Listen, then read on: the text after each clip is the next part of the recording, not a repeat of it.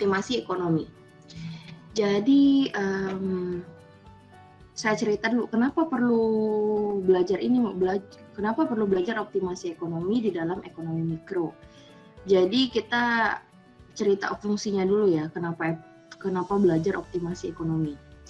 Jadi belajar optimasi ekonomi ini karena mungkin saja di masa depan kalian nggak seluruhnya jadi geologis, ada yang jadi entrepreneur juga, ada yang jadi pembisnis. Jadi ini sesuatu yang mungkin bakal berguna di masa depan ketika kalian memilih untuk tidak bekerja sebagai employee ya, jadi pegawai. Jadi ini lebih ke kalau misalnya kalian punya bisnis, karena seperti yang saya bilang sebelumnya, ekonomi mikro itu lingkupnya seperti satu perusahaan, satu usaha gitu, satu bisnis. Jadi optimasi ekonomi ini juga digunakan untuk itu kalau misalnya kalian punya suatu bisnis, suatu usaha, nah bagaimana cara mengoptimalkannya, bagaimana cara mendapatkan revenue maksimal, pendapatan maksimal, bagaimana caranya, atau kalau enggak bagaimana memaksimalkan profit, keuntungan. Jadi di optimasi ekonomi ini dipakai, tapi optimasi ekonomi ini tentunya menggunakan seperti persamaan-persamaan matematika. Jadi yaitu dari persamaan matematika kita lihat bagaimana mengoptimalkannya. Tapi case-nya itu sebenarnya untuk kayak gitu kegiatan usaha atau bisnis. Gitu ya, pengantar kenapa kita belajar optimasi ekonomi. Jadi ini kalau misalnya kita ada persamaan. Oh iya, terus pertemuan ini banyak hitungan, jadi kalian kalau bisa sambil coret-coret sedikit atau coba-coba selama kelas ini. Jadi misalnya ada fungsi Y sama dengan 100x min 10x kuadrat kayak gitu. Y ini istilahnya fungsi apa? Fungsi pendapatan. Jadi untuk pendapatan fungsi Y ini, variabel yang mempengaruhi ada X ya, tentu saja. Nah, kita lihat kalau misalnya X-nya nilainya berapa, hal itu akan mempengaruhi nilai Y-nya itu sendiri. Jadi kalau mau Y maksimal, kita harus tahu X di mana Y maksimal itu berapa. Kalau misalnya kita coba-coba gitu ya. Kan bisa tuh kalau misalnya kita coba dari 1 sampai 100. Terus kita lihat masing-masing nilai Y-nya berapa, seperti dalam tabel yang ada di sini. Kalau misalnya X-nya 0, Y-nya berapa, X-nya 1, Y-nya berapa. Di sini dicoba sampai 10. Karena fungsi ini adalah fungsi kayak parabola. Jadi dia ada di mana titiknya tertinggi di mana gitu. Kalau kita coba satu-satu, kita bisa lihat nilai Y-nya berapa. Dari yang tertinggi ternyata di X5. Y-nya sama dengan 250. Kalau kita plot dalam grafik, itu jadinya seperti grafik di samping kanan. Kelihatan ya, kalau kita plot satu-satu, itu titik tertingginya, puncak dari parabola itu adalah di titik 5. Jadi maksimalnya di 5. Tapi kalau kita nggak mau coba itu satu-satu, kita bisa cara lain dengan menerapkan diferensial di dalam fungsi tersebut. Jadi diferensial, saya yakin kalian juga tahu diferensial itu turunan 1, jadi turunan Y terhadap X kayak gitu, DY per DX. Tinggal diturunin aja satu kali, 100 min 20X, pada di situ 100 min 20X sama dengan 0, X-nya sama dengan 5. Dapat X-nya sama dengan 5, sama kayak kalau kita menggunakan metode tabel tadi. Kalau X-nya sama dengan 5, kita masukin ke dalam fungsi Y-nya tadi. Y-nya jangan yang Y turunan ya, Y asli. Y asli dapat 250, seperti itu. Jadi di sini kita menentukan, berarti dengan X sama dengan 5, Y-nya optimal loh. Y-nya optimal, Y-nya dapat 250, di mana saat dia X-nya sama dengan 6, Y-nya itu udah turun. Jadi kalau misalnya kita ini misalnya fungsi pendapatan, berarti pendapatan optimal kita saat X sama dengan 5. Jadi nggak usah lebih dari itu, kalau lebih dari itu justru turun seperti itu. Jadi fungsinya di sini untuk melihat itu, melihat variabel, nilai variabel yang membuat suatu fungsi itu optimal. Dalam ini X. Ini sebenarnya bisa kalian baca juga, cuma saya tidak terlalu menggunakan yang ini. Optimasi 3 variabel. Jadi di sini sama seperti sebelumnya, cuma variabel yang mempengaruhi kalau tadi ada X cuma X, yang ini XY mempengaruhi nilai Z gitu. Caranya bisa diturunkan sekali terhadap X, diturunkan sekali terhadap Y, fungsi Z-nya itu ya. Terus ya disamakan ya. Iya. Delta X per delta Y, delta Z per delta X sama dengan delta Z per delta Y. Nanti dapat nilai Y-nya berapa, kita masukin lagi, dapat nilai X-nya berapa. Seperti itu. Nah, seperti saya bilang tadi, kalau misalnya optimasi ekonomi, apa sih yang dioptimalkan? Kita bisa lihat, kalau misalnya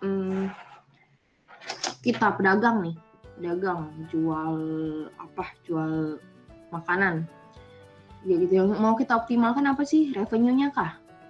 Kalau mau kita optimalkan revenue, nanti kita pakai fungsi revenue-nya. Kalau mau kita optimalkan profit-nya, nanti kita yang hitung adalah fungsi dari profit-nya itu sendiri. Kenapa beda, Bu, revenue sama profit? Beda, revenue sama profit beda karena apa? Revenue memang pendapatan, tapi pendapatan ini dalam kondisi dia masih kasar, pendapatan gross-nya lah, pendapatan kotor. Jadi ini belum dikurang biaya yang ada gitu.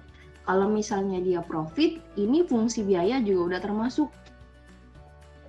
Kita lihat di sini ada TR sama TC. Jadi TR ini adalah fungsi revenue, TC adalah fungsi dari cost. R revenue, C cost. Jadi kalau mau cari optimasi laba, yang perlu kita cari adalah fungsi dari labanya dulu.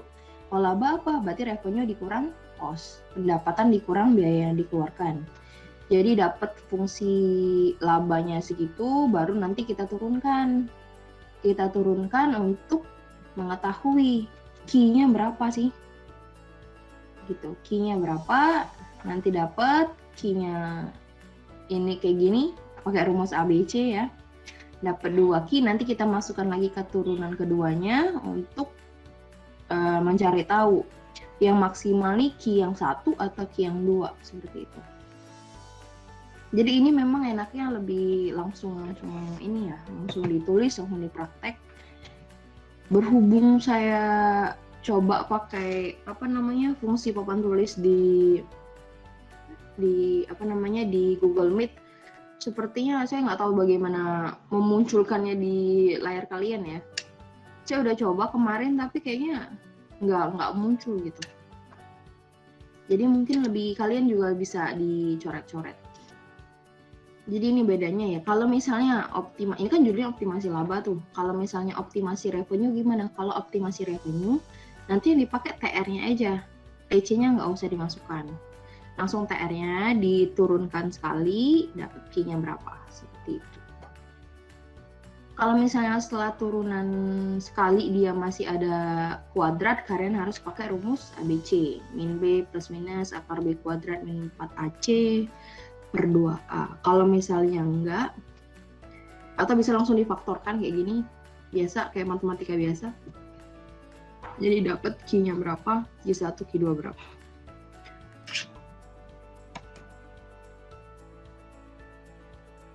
Ya, ini banyak hitungan, jadi mesti dicoba satu-satu. Kita ini aja. Kalau misalnya ini, sebuah fungsi permintaan adalah P sama dengan 50 min 5 Q. Pertanyaannya, pada jumlah Q berapa terdapat penerimaan terbesar? Yang kita tahu cuma fungsi permintaan P. P adalah harga pada saat permintaan ya. Kalau misalnya di situ dibilang berapa terdapat penerimaan terbesar, penerimaan apa? Kalian ingat kata kuncinya penerimaan apa? Penerimaan adalah revenue. Jadi yang harus kalian cari adalah fungsi revenue-nya dulu. P apakah fungsi revenue? P bukan fungsi revenue karena P adalah harga, masih harga. Kalau kita bicara pendapatan, kalau kita jual barang, revenue adalah apa? Revenue adalah harga dikali jumlah yang terjual kan? Ya enggak? Kalau kita jual baju, pendapatan kita sehari berapa? Oh ya, kita tinggal kali aja, Pak. Berarti kalau misalnya harga baju saya 10.000, yang terjual berapa? Yang terjual 10. Berarti pendapatan saya pada hari itu adalah 100.000. Jadi sedangkan di soal baru ada P ya, baru ada harga. Jadi untuk pertama bikin jangan langsung P diturunin ya. Jadi kita pertama bikin fungsi revenue-nya dulu, P dikali Q. Jadi nilai fungsi P ini dikalikan Q. Jadi dapatnya berapa? Jadi fungsi revenue-nya adalah 50 Q min 5 Q kuadrat. Seperti itu. Terus ditanya, pada jumlah Q berapa terdapat penerimaan terbesar? Oh, jadi Q berapa nih biar revenue saya optimal? Dari situ kita turunkan lagi, dari 50 Q min 5 Q kuadrat ya. Kita turunkan sekali, diferensial, DP per DQ gitu. Sama dengan 50 min 10 Q sama dengan 0. Jadi kita dapat min 10 Q sama dengan min 50 Q sama dengan 5.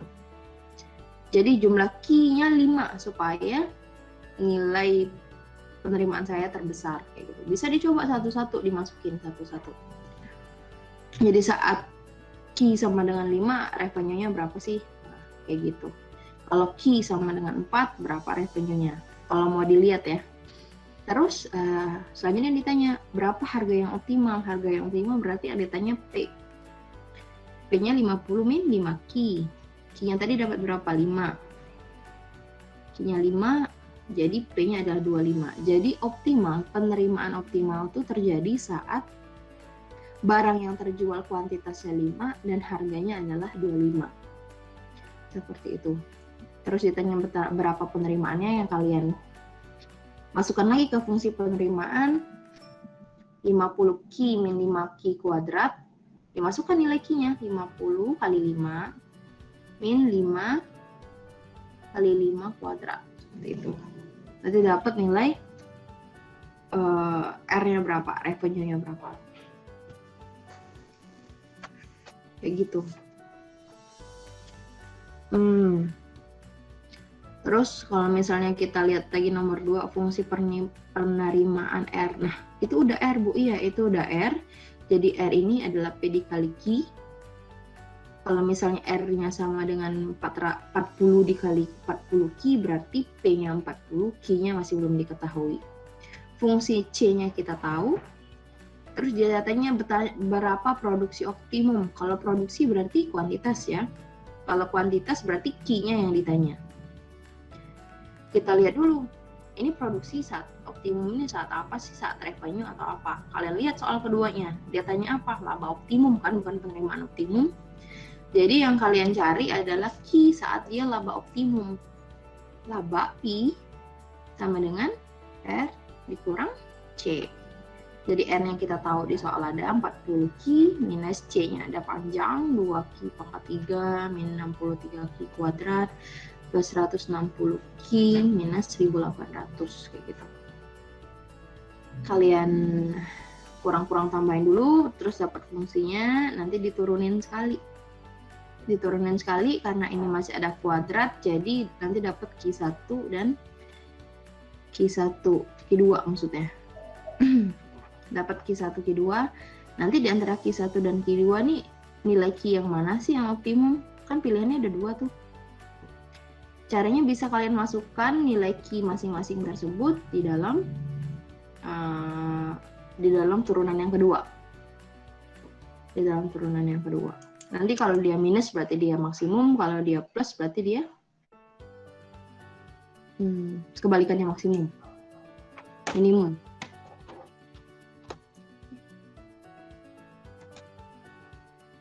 Kayak gini ya, memang hitungan semua optimasi ekonomi.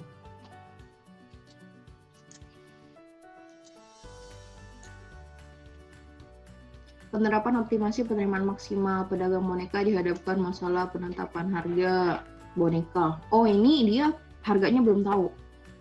Jadi dia trial error ya. Pada hari pertama dia coba, gimana sih kalau bonekanya saya jual 10.000. Akhirnya nggak ada yang beli. Terus hari kedua dijual dengan diturunin tuh hari kedua. Siapa tahu laku kan. Soalnya 10.000 nggak laku. Jadi diturunin dia 1.000 jadi 9.000 yang terjual 1.000 buah. Pada hari ketiga 8.000 diturunin lagi ya. Siapa tahu makin diturunin makin banyak yang terjual 2.000. Jadi dia tanya berapa harga terbaik untuk memperoleh pendapatan maksimal.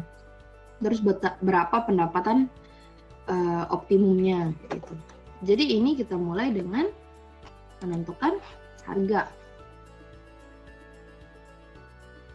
Nah, kalau misalnya saya nggak tahu ini udah apa belum saya bilang, cuma P adalah sama dengan A min BQ kayak gitu. Q-nya pasti dan tanda minus ini absolut ya. Jadi tandanya pasti minus A min BQ. A adalah ini mirip fungsi permintaan kemarin. A adalah nilai P, nilai harga sewaktu Q sama dengan 0. Terus ini diketahui misalnya A-nya 10.000.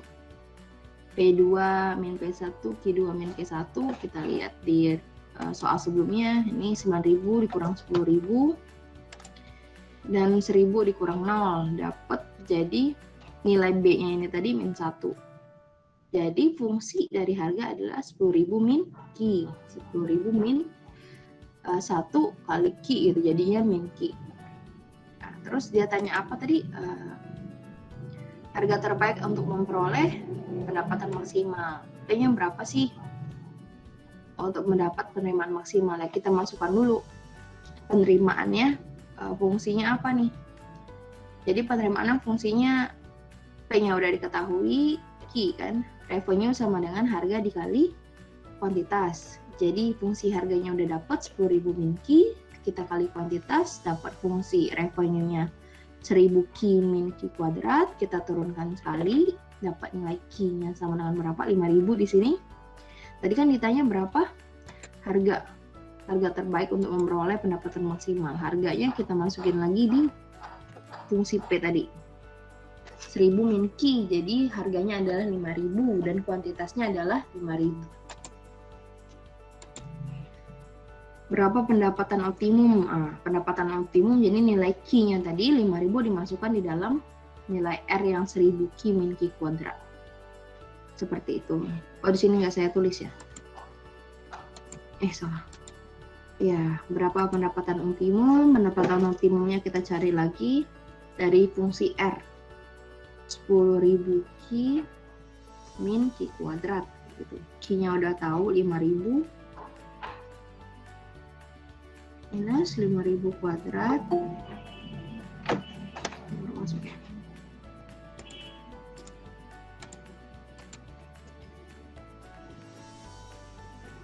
Jadi 50 berapa nih? 50 juta. Dikurang 5 kali 5, 25. 1.000-nya didobelin, 25 juta, jadi dia 25 juta. Jadi dengan kondisi P5.000 dan Q5.000, revenue-nya adalah 25 juta. Seperti itu.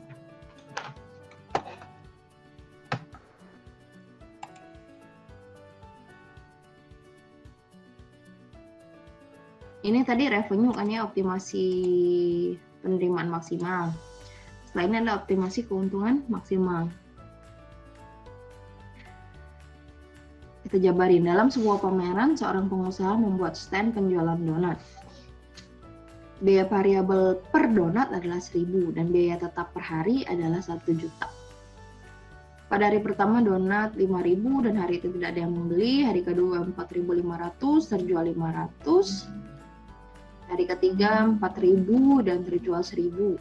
Berapa harga donat yang tepat agar tercapai keuntungan maksimum. Jadi di sini benar-benar fungsi cost-nya belum ada dan fungsi harganya juga belum ada.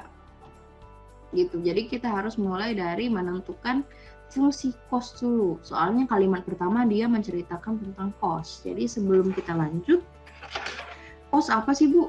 cost itu yang namanya cost kita melakukan usaha, ada yang namanya fixed cost, FC kalau saya suka singkat, FC fixed cost plus variable cost. Jadi fixed cost adalah cost yang keluar, biaya yang keluar, ada atau nggak ada kalian jualan, biaya itu tetap keluar. Contohnya apa? Contohnya kalau misalnya kalian jual baju di mall, sewa space mallnya itu sendiri, kalian jual nggak jualan kan tetap sewa, tetap bayar tuh sewanya sama si pemilik mall. Jadi itu adalah fixed cost. Jadi biaya yang tetap aja muncul walaupun kalian entah jualan nggak jualan, laku nggak laku, tetap aja muncul. Kedua, fixed cost-nya apa? Fixed cost-nya nih, kalau kalian hire, apa maksudnya sewa orang, apa sih? Mempekerjakan orang untuk menunggu stand tersebut misalnya. Nah dia kan laku nggak laku juga kalian tetap keluar uang untuk bayar dia. Jadi itu, jadi fixed cost adalah biaya-biaya yang tetap keluar, ada atau nggak ada keuntungan, atau ada atau nggak ada penjualan, seperti itu. Terus variable cost-nya apa? Variable cost adalah cost yang keluar dengan kalian memproduksi hal tersebut, kayak gitu. Misalnya di sini donat. Jadi donat variable cost-nya disebut berapa? 1.000 per donat. Jadi 1.000 itu adalah biaya-biaya untuk menghasilkan satu donat itu.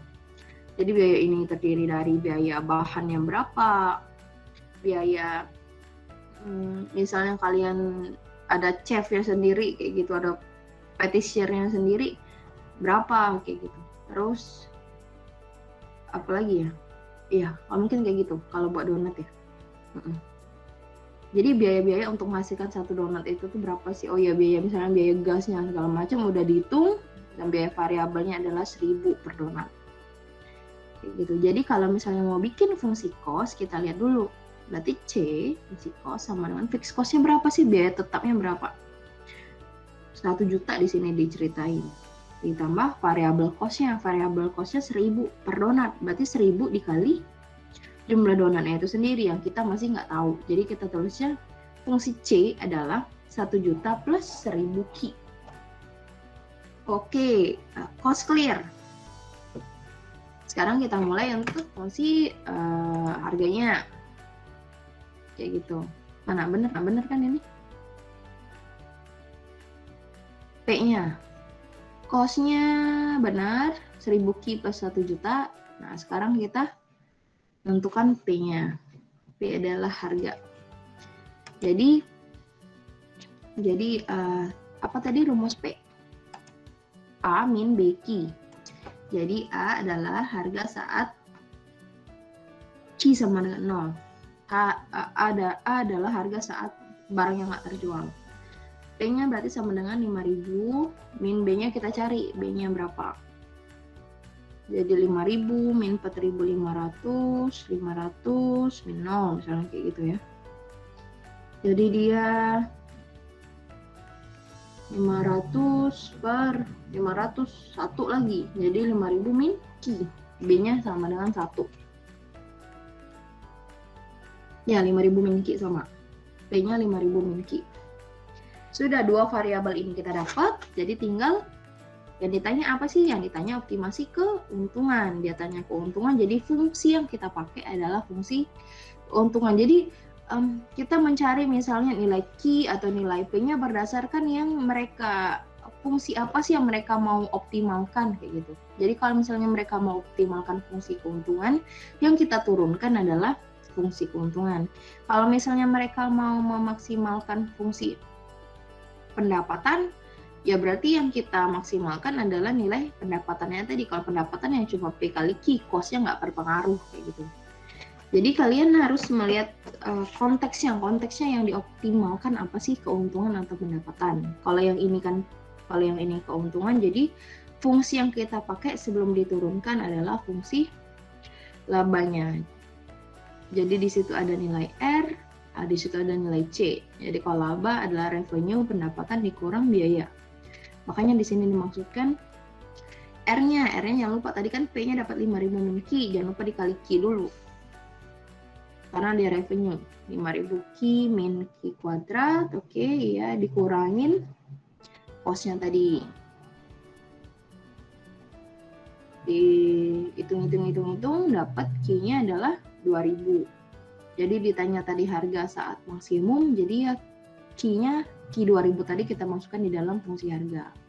Jadi harga saat optimasi keuntungan adalah 3.000. Jadi harganya nih, tadi kan dia trial error tuh. Trial error dia baru sampai yang ke 4.000. Sedangkan ternyata kalau misalnya dicoba terus, mungkin sama, ketemunya nilainya sama. Jadi dia optimal itu saat harganya dia jual 3.000. Jadi saat harga jual 3.000, dia barangnya itu sendiri terjual sebanyak 2.000 produk, 2.000 item. Dengan harga segitu dan Ki segitu, jadi berapa keuntungan yang mereka dapat si penjual donat ini adalah 3 juta. Seperti itu.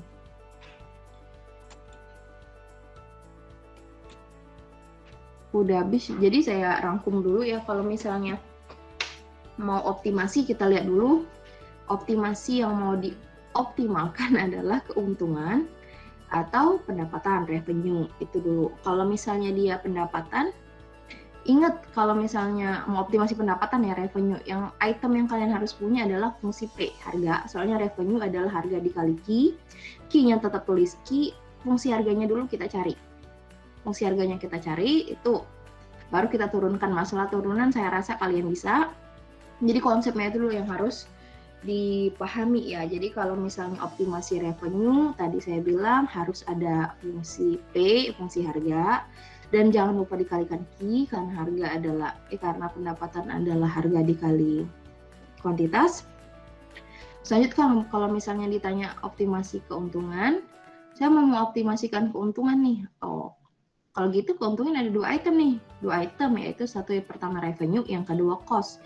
Kalian revenue seperti tadi revenue, kalian harus cari fungsi P sebelum dikali Ki, dan cost-nya dicari dulu kalau nggak tahu ya. Kalau cost-nya nggak tahu, kita cari fungsi cost-nya dulu berapa dari fixed cost ditambah variable cost. Di situ baru kita kurangkan revenue dikurang cost, nanti dapat fungsi profitnya, fungsi labanya, baru diturunkan, baru dapat P maksimal berapa, Ki maksimal berapa. Seperti itu. Ini contoh sederhana ya. Sebenarnya kalau misalnya mau cari fungsi ini, misalnya dapat nih, apalagi fungsi harga ya, 5.000 min Ki kayak gitu. Ini sebenarnya kalau misalnya mau data yang benar-benar representatif, datanya kalau yang ini kan cuma 3 kali gitu. Hari pertama, hari kedua, hari ketiga. Kalau misalnya mau cari benar-benar representatif, dia datanya kalau misalnya itu harus banyak ya. Jadi tiap kondisi itu kalau misalnya kalau kita bikin persamaan, mau persamaan itu benar-benar sama kondisi real atau seenggaknya mendekati lah. Yang itu kan kita sebut sebenarnya model. Model adalah something yang mendekati kondisi realnya. Nah, model persamaan itu tuh gimana sih biar mirip banget sama kondisi realnya, itu datanya harus banyak kayak gitu. Kalau ini kan kondisi ideal nih. Angkanya juga bulat-bulat kayak gitu. Jadi kalau misalnya di kita mau tahu suatu fungsi yang benar-benar representatif, yang benar-benar kayak model dari kondisi nyata, itu datanya harus banyak, dan ini kayak tiap kondisinya ada data. Misalnya ini kan kondisi ideal nih. Misalnya ada muncul suatu kondisi di mana ini nggak laku, akibatnya itu juga diakomodir di dalam persamaan fungsinya itu tadi. Jadi somehow itu bakal mempengaruhi nilai fungsi kalau kondisinya seperti ini, kondisinya seperti ini. Kalau ini kan ideal. Seperti itu. Jadi banyak hal yang bisa dibikin persamaan ya. Kalau saya bilang menggunakan matematis seperti ini. Asal datanya juga ada gitu. Kalian bisa pakai fungsi regresi atau apapun yang polanya itu mirip dengan kondisi realnya. Misalnya kayak dulu saya tesis pernah saya menghitung pengaruh kerjasama ekonomi internasional terhadap konsumsi batu bara. Terus kalau dipikir apa sih hubungannya kerjasama ekonomi dengan luar terhadap konsumsi batu bara di Indonesia? Jadi ya namanya orang meneliti ya, sama kayak kalian juga TA ya nggak tahu gitu hubungannya apa, makanya ini mau dicari gitu. Tapi harus ada hipotesis awal, misalnya kalau gini, kerjasama ekonomi internasional, ini saya bilang fungsi matematika ya, soalnya hasil dari penelitian akhir saya dia tuh bentuknya bener-bener kayak cuma fungsi ini, kayak fungsi pi ini loh, kayak fungsi laba dapat gitu. Tapi variabelnya ini kan satu variabel Q ya, mempengaruhi nilai P-nya, profitnya. Sedangkan saya kemarin ada beberapa variabel, dan di situ kita bisa menentukan misalnya Y-nya ini konsumsi batu bara nih, variabel yang mempengaruhi kerjasama ekonomi internasional. Apa sih, ditilik lagi di dalam situ, dan datanya benar-benar harus kayak 10 tahun terakhir. Seperti itu, supaya representatif, nanti dapat model angka persamaan itu, model itu kayak persamaan itu yang bisa mengakomodir bagaimana sih pengaruh kerjasama itu terhadap konsumsi batu bara. Tapi harus ada hipotesisnya dulu ya, misalnya kerjasama ekonomi akan meningkatkan bisa jumlah ekspor, jumlah impor. Kalau jumlah ekspor terhadap barang kita diproduksinya misalnya nih di pabrik menggunakan batu bara sebagai bahan bakar. Jadi misalnya kalau kerjasama ekonomi internasional meningkatkan ekspor, saya bilang hipotesis saya meningkatkan ekspor. Kalau ekspor berarti barang yang kita produksi makin banyak, nanti energi yang kita butuhkan untuk memproduksi barang tersebut juga bakal meningkat, seperti itu. Jadi konsumsinya saya perkirakan bakal meningkat dengan adanya kerjasama seperti itu, kayak gitu. Jadi banyak ya fungsinya bisa mengakomodir model-model persamaan ini. Jadi ini cuma 3 data, nanti kalau misalnya kalian punya data yang lebih banyak, dia bisa, angkanya pasti berubah. Jadi persamaannya nggak lagi kayak gini, 5.000 mungkin nggak. Jadi benar-benar diregresi kayak gitu. Seperti itu. Udah ya, jadi misalnya di optimasi ekonomi ini tadi ada 2 item, keuntungan dan revenue. Jadi ini juga bakal masuk di dalam UTS. Saya stop sharing. Mungkin ada yang mau ditanyain? Jadi kita belajarnya matematika ekonomi. Jadi matematika ekonomi itu bukan matematika yang sulit yang banyak banyak integral segala macam. Jadi ini lebih sederhana, cuma konsepnya itu yang harus dimengerti. Kayak gitu. Sebenarnya simpel aja sih, asal teliti. Misalnya kalau minus ini dalam tanda kurung, jangan lupa minusnya dikalikan yang di dalam kurung juga. Soalnya saya suka meriksa dulu yang tahun sebelumnya suka lupa minus 1.000 Ki plus 1 juta. Jadi yang diminusin suka yang minus 1.000 Ki-nya aja, 1 jutanya lupa diminusin kayak gitu. Jadi harus teliti aja. Terus yang kedua konsepnya dapet gitu. Jadi sebenarnya ini nggak sulit, cuma menerjemahkan, soalnya kan suka soal cerita tuh. Jadi nggak langsung dadet angka segini, ini berapa kayak gitu, nggak. Jadi soalnya sering soal cerita, jadi kalian harus menelaah satu-satu apa sih yang belum ada, dicari dulu.